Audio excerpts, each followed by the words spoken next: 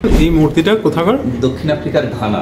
পশ্চিমবঙ্গ জুড়ে কি পশ্চিমবঙ্গের বাইরে থেকে? না, পশ্চিমবঙ্গের বাইরেও আছে, যেমন রাজস্থান আছে, কর্ণাটক আছে, আসাম আছে, উড়িষ্যা আছে, ঝাড়খণ্ড আছে, বিহার আছে, তেলেঙ্গানা আছে, এমনকি অন্য দেশেরও রয়েছে, যেমন চীন আছে, তুর্কি আছে, মিশর আছে।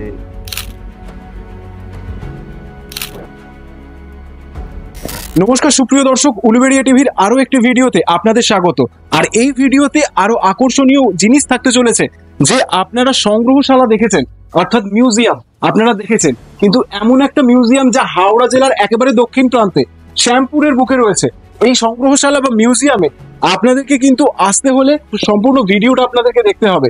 আর এই যে জায়গাটাতে কি ধরনের জিনিসপত্র থাকতে চলেছে, এই যে ছবি দেখছেন সেটাতে হবে না, আসুন ভিতরে আসুন, দেখিয়ে দিচ্ছি। তার মাঝে আপনাদেরকে জানিয়ে রাখি, এই যে সংগ্রহশালায় আজকে আমরা এসে পৌঁছেছি একজন শিক্ষক মহাশয়ের, এই শ্যামপুরের বুকেই একজন শিক্ষক মহাশয়ের সংগ্রহশালাতে আমরা জেনে নেব এবং কথা বলে নেব সেই শিক্ষক মহাশয়ের সাথে। তার আগে একটু ঘুরে দেখাবার চেষ্টা করব জায়গাটা আসলে কি রকম।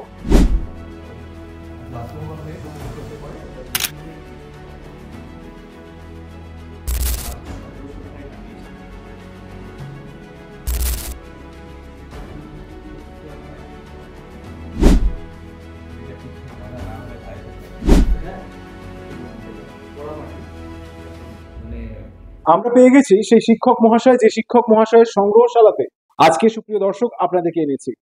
নমস্কার মাস্টারমশাই। স্যার, নামটা প্রথমে জেনে নেব। অমলেন্দু বেরা। স্যার, এই যে আপনার মানে এত সংগ্রহ, এই সংগ্রহের ইচ্ছাটা কবে থেকে স্যার যদি জানাতেন? 2007 থেকে আমরা কাজটা শুরু করেছিলাম। প্রথম কাজ ছিল যদিও শ্যামপুর থানার ইতিহাস সংগ্রহ। সেই ইতিহাসের পাশাপাশি আমরা একটু একটু করে পুরনো জিনিস কালেকশন করতে থাকি। তারপর সেই ইচ্ছাটা ধীরে ধীরে পুতুলের দিকে গড়িয়েছে এবং প্রায় 16 থেকে 17 বছর ধরে আমরা সেই পুতুল কালেকশন করে চলেছি। স্যার, এখানে যে সমস্ত পুতুল যা দেখতে পাচ্ছি, এটা কি শুধু আমাদের পশ্চিমবঙ্গ জুড়ে কি পশ্চিমবঙ্গের বাইরে থেকে? না, পশ্চিমবঙ্গের বাইরেও আছে, যেমন রাজস্থান আছে, কর্ণাটক আছে, আসাম আছে, উড়িষ্যা আছে, ঝাড়খণ্ড আছে, বিহার আছে, তেলেঙ্গানা আছে, এমনকি অন্য দেশেরও রয়েছে, যেমন চীন আছে, তুর্কি আছে, মিশর আছে, দক্ষিণ আফ্রিকার ঘানা আছে। এই যে সমস্ত আমরা দেখতে পাচ্ছি, এগুলো সবটাই যে মাটির তৈরি এরকমটা তো না। না, মাটি আছে, কাঠ আছে, ডোকরা আছে, গরু বা মহিষের শিং দিয়ে তৈরি কিছু জিনিস আছে, পাটের আছে, কাপড়ের আছে, মোটামুটি বাঁশ আছে। আচ্ছা, এবং দেখলাম পুতুল এবং পুতুলের পাশাপাশি বিভিন্ন ধরনের মুখোশ। হ্যাঁ, এইগুলো বিভিন্ন জায়গা থেকে যেগুলো দেখছিলাম, যেমন মুখোশ রয়েছে উড়িষ্যা রঘুরাজপুর, মুখোশ রয়েছে পুরুলিয়া, মুখোশ রয়েছে আমাদের কলকাতার আশেপাশে কিছু মুখোশ তৈরি হয়, যেগুলো দিয়ে সাধারণত ওই মনসার পাঁচালী গান গাওয়ার সময় ব্যবহার হয়, সেই ধরনের কিছু মুখোশ রয়েছে।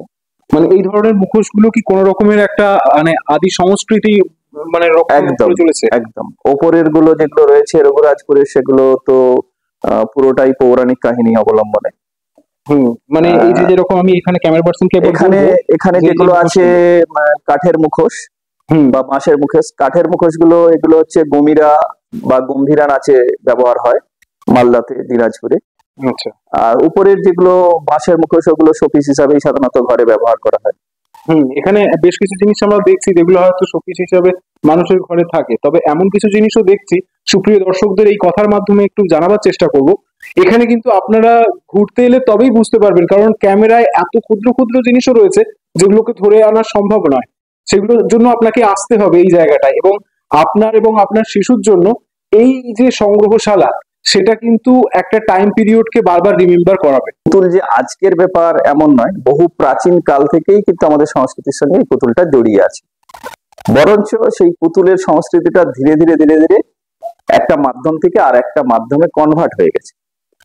সে মাটির পুতুলটা এখন অনেকটা হয়তো প্লাস্টিক বা রাবার সে তার জায়গা করে নিয়েছে, কিন্তু অতীতের যে সেই কাঠ, মাটি, ডোকরা, এই ধরনের যে পুতুলগুলো ছিল, সেই পুতুলগুলো আরো বেশি চিত্তাকর্ষক হতো, আরো বেশি আমাদেরকে আকৃষ্ট করতো। সেই জায়গাটা ধীরে ধীরে ধীরে ধীরে সরে গেছে। আর বর্তমান সমাজ ব্যবস্থায় যেহেতু মোবাইলের একটা রমরমা ঐতিহ্য বা আপনার ব্যবহার চলছে, সেই জায়গায় শিশু মনও কিন্তু সেই মোবাইলেই ব্যস্ত হয়ে গেছে। যার কারণে তাদের মনের মধ্যে আর সেই পুতুলের যে খেলার যে ব্যাপারটা, সেটা আর আমরা সেইভাবে পাচ্ছি না। আজকের দিনে তারা মোবাইলের প্রতি আকৃষ্ট হয়ে পড়ার জন্য তারা কিন্তু এই পুতুল থেকে অনেকটা সরে গেছে। তাদেরকে আবার পুরনো জায়গায়, বিশেষত যেখানে তাদের পূর্বপুরুষরা একটা সময় যেগুলোকে ব্যবহার করেছে বা যেভাবে শৈশবটাকে কাটিয়েছে, সেই স্বাদটা ফিরিয়ে আনার জন্য আমার প্রচেষ্টা, বা তাদেরকে দেখানো বা তাদের কাছে তুলে ধরা।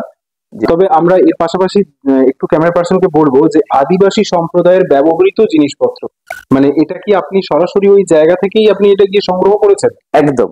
না, কারণ বেশিরভাগ না, আমি বেশিরভাগ জিনিসটা নিজে গিয়ে কালেকশন করি। তাতে করে কি হয়, ওই যারা ব্যবহার করে তাদের সঙ্গে পরিচিতিও ঘটে, তাদের সঙ্গে কথাবার্তা বা এটা কিভাবে ব্যবহার হতো সেটা আমি জানতে পারি, এবং তাদের কাছ থেকে ডাইরেক্ট যদি নেওয়া যায় তাহলে তারাও কিছুটা পয়সা পায়, যাকে বলে।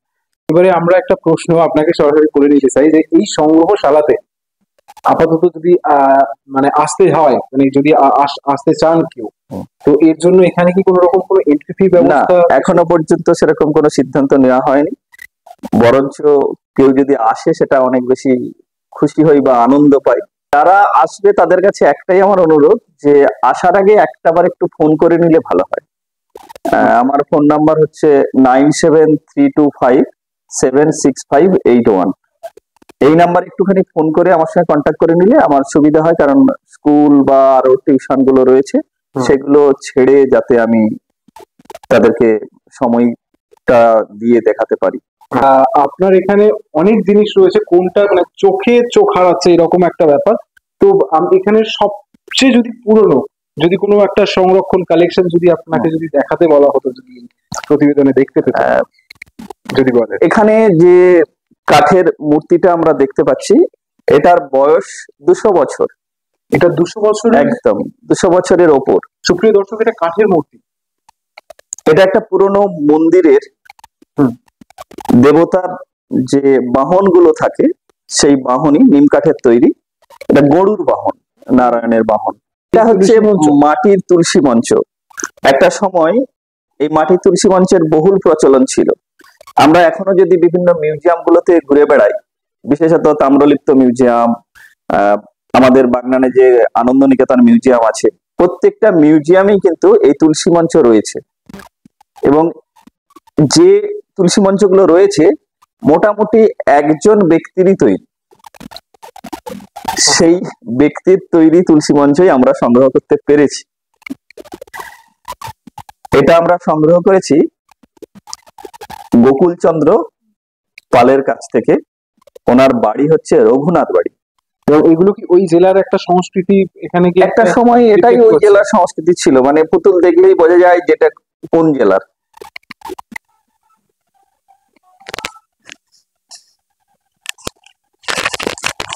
বিষ্ণুপুরের মল্ল রাজারা একটা সময় বিষ্ণুর 10টা অবতারকে কেন্দ্র করে এক ধরনের তাস প্রচলন করেছিলেন, এবং দীর্ঘ বছর ধরে এই তাসের খেলা রেওয়াজ ছিল। সেই যে 10টা অবতার, মৎস্য, কুর্ম, বরাহ, নৃসিংহ, বামন, পরশুরাম, রাম, বলরাম, বুদ্ধ বা জগন্নাথ এবং কল্কি, সেই দশাবতার তাস ওই বিদ্যুৎ ফৌজদারের পরিবারই একমাত্র তৈরি করতেন। এখনো দশাবতার তাস তৈরি হয়ে আসছে। 10টা অবতারের তাস হলেও 120টা তাস তৈরি হয়, মানে প্রত্যেকটা অবতারের আবার 12টা করে তাস তৈরি হয়। এবং এই তাস খেলার একটা বিশেষ রীতি আছে।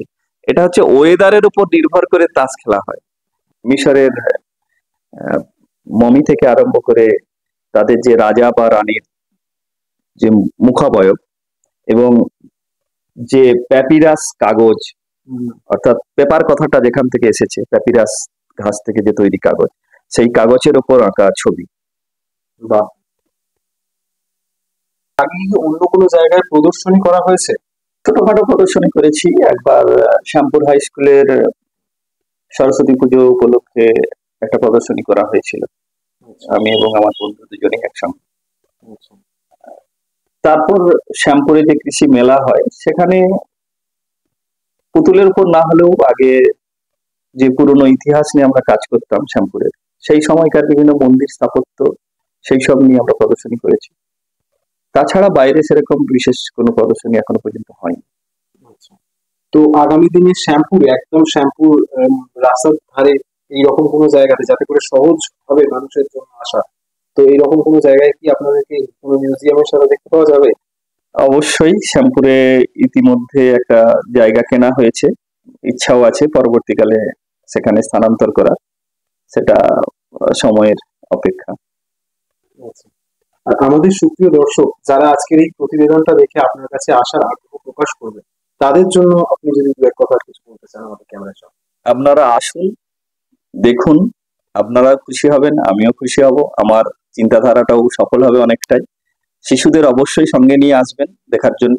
আর বিভিন্ন স্কুলের শিক্ষকদের বলবো, আপনারা চেষ্টা করুন আপনাদের ছাত্রছাত্রীদের নিয়ে তাদেরকে তাদের পাঠ্য তালিকার অন্তর্গত যে সমস্ত জিনিসগুলো রয়েছে, বিশেষত প্রাইমারি সেকশন, সেগুলো আমার এখানে মজুদ আছে, সেগুলো তাদেরকে একবার ঘুরিয়ে নিয়ে যান। তবে আসার আগে অবশ্যই একবার আমাকে একটু কন্ট্যাক্ট করে নিলে ভালো হয়। ভ্রমণটা হতে চলেছে শিক্ষণীয়। অবশ্যই শুনলেন সুপ্রিয় দর্শক, একটা শিক্ষণীয় ভ্রমণে শ্যামপুরে আসাই যেতে পারে। তো আজকের এই ভিডিও এই পর্যন্তই, দেখা হচ্ছে পরবর্তী কোনো প্রতিবেদন।